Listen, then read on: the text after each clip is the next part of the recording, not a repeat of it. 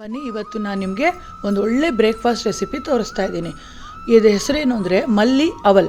ಮಲ್ಲಿ ಅಂದರೆ ಕೊತ್ತಂಬರಿ ಸೊಪ್ಪು, ಅವಲ್ ಅಂದರೆ ಅವಲಕ್ಕಿ. ಎಷ್ಟು ರುಚಿಯಾಗಿ, ಎಷ್ಟು ಸಿಂಪಲ್ ಆಗಿ ಬೇಗ ರೆಡಿ ಆಗುತ್ತೆ ಅಂತ ನೀವೇ ನೋಡಿ. ನಿಮಗೆ ಎಷ್ಟು ಬೇಕೋ ಅಷ್ಟು ಅವಲಕ್ಕಿನ ಒಂದು ಬೇಸನಲ್ಲಿ ಹಾಕ್ಕೊಂಡು ಸ್ವಲ್ಪ ನೀರು ಹಾಕಿ ಕ್ಲೀನಾಗಿ ಅದ್ರ ಮೇಲಿರೋ ಧೂಳೆಲ್ಲ ಹೋಗೋವರೆಗೂ ತೊಳೆದಿಟ್ಕೊಳ್ಳಿ. ಈ ತೊಳೆದಂಥ ಅವಲಕ್ಕಿಗೆ ಮತ್ತೆ ನೀರು ಹಾಕಿ ನೆನೆಸೋದು ಬೇಡ. ಜಸ್ಟ್ ನೀರು ಚುಮ್ಕಿಸ್ಬಿಟ್ಟು ಒಂದು ತಟ್ಟೆ ಮುಚ್ಚಿ ಒಂದು 5 ನಿಮಿಷ ರೆಸ್ಟಲ್ಲಿರ್ಲಿಕ್ಕೆ ಬಿಡಿ. ಅಷ್ಟೊತ್ತಲ್ಲಿ ನಾವು ಇದಕ್ಕೆ ಮಸಾಲ ರುಬ್ಕೋಬೇಕು. ಒಂದು ಮಿಕ್ಸಿ ಜಾರಲ್ಲಿ ಖಾರಕ್ಕೆ ಎಷ್ಟು ಬೇಕೋ ಅಷ್ಟು ಹಸಿಮೆಣಸಿಕಾಯಿ ತೊಗೊಳ್ಳಿ. ಒಂದು 3-4 ತೊಗೊಂಡ್ರೂ ಚೆನ್ನಾಗಿರುತ್ತೆ.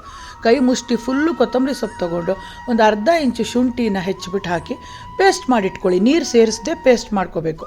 ಆಮೇಲೆ ಒಂದು ಪಾತ್ರೆಯಲ್ಲಿ 2-3 ಟೀ ಸ್ಪೂನ್ ಆಯಿಲ್ ಹಾಕಿ ಕರ್ಬೇವಿನ ಸೊಪ್ಪು, ಸ್ವಲ್ಪ ಕಡಲೆಕಾಯಿ ಬೀಜ ಹಾಕಿ ಹೊಂಬಾಣ ಬರೋವರೆಗೂ ಹುರಿದು, ಆಮೇಲೆ ಬೇಸಿಕ್ ಒಗ್ಗರಣೆ ಸಾಸಿವೆ, ಕಡಲೆಬೇಳೆ, ಉದ್ದಿನಬೇಳೆ, ಸ್ವಲ್ಪ ಇಂಗು, 1-2 ಈರುಳ್ಳಿನ ಸಣ್ಣದಾಗಿ ಹೆಚ್ಚಾಕಿದ್ದೀನಿ. ಆಮೇಲೆ ತರಕಾರಿಗಳ್ನೂ ಸೇರಿಸಿದ್ದೀನಿ. ಬೀನ್ಸು, ಕ್ಯಾರೆಟು, ನಿಮಗೆ ಯಾವ ಚಾಯ್ಸಲ್ಲಿ ಬೇಕೋ ತೊಗೊಳ್ಳಿ. ಬಟಾಣಿ ತೊಗೋಬೋದು, ಕಾರ್ನ್ಸ್ ತೊಗೋಬೋದು, ನಿಮ್ಮ ಇಷ್ಟ.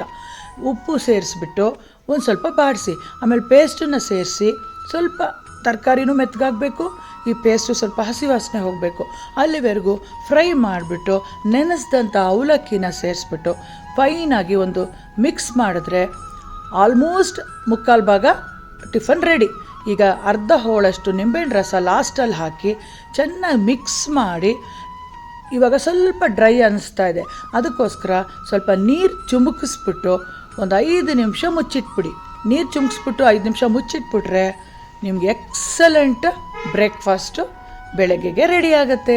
ತುಂಬ ಟೇಸ್ಟಿಯಾಗೂ ಇರುತ್ತೆ, ತುಂಬ ಈಸಿಯಾಗೂ ರೆಡಿ ಆಗುತ್ತೆ. ಎಲ್ಲರೂ ಇಷ್ಟಪಟ್ಟು ತಿಂತಾರೆ. ಖಂಡಿತ ಈ ಮಲ್ಲಿ ಅವಲ್ನ ಟ್ರೈ ಮಾಡಿ. ನಿಮ್ಮ ಮನೇಲಿ ಹೇಗೆ ಬಂತು, ನಿಮ್ಮ ಮನೇಲಿ ಮೆಂಬರ್ಸ್ ಏನಂದರು ಅಂತ ನನಗೆ ಕಮೆಂಟ್ಸಲ್ಲಿ ಹೇಳಿ. ಬಿಸಿ ಬಿಸಿಯಾಗಿ ಸರ್ವ್ ಮಾಡಿದ್ರಂತೂ ಸೂಪರಾಗಿರುತ್ತೆ.